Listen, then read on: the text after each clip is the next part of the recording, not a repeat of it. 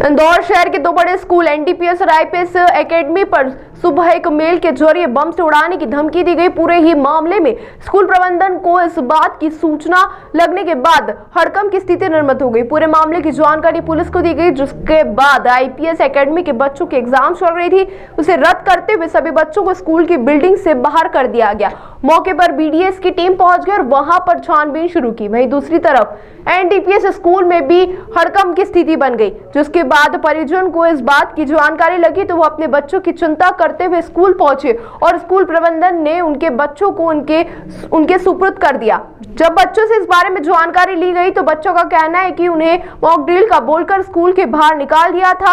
वहीं कुछ देर बाद बच्चों को जानकारी दी कि फर्जी मेल के जरिए स्कूल को बम से उड़ाने की धमकी दी है। फिलहाल पूरे मामले में थाना प्रभारी देवेंद्र मरकाम का कहना है कि सुबह जब स्कूल खुला तो एक मेल होने की जानकारी मिली, जिसमें तमिल भाषा में स्कूल को बम से उड़ाने की धमकी दी गई थी।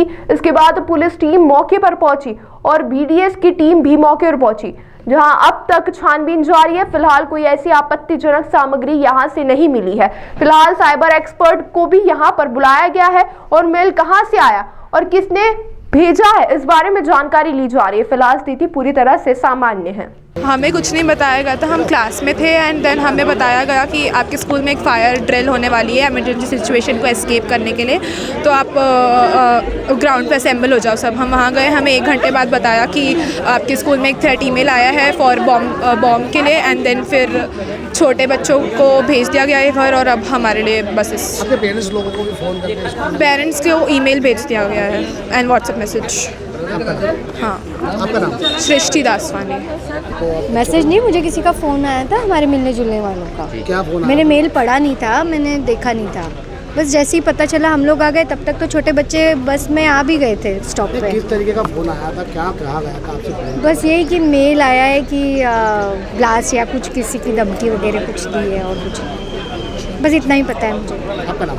अनीता जानी। सुबह एनडीपीएस स्कूल के प्रिंसिपल सर का फ़ोन आया था कि सर हमारे यहाँ थ्रेटनिंग मेल आया हुआ है।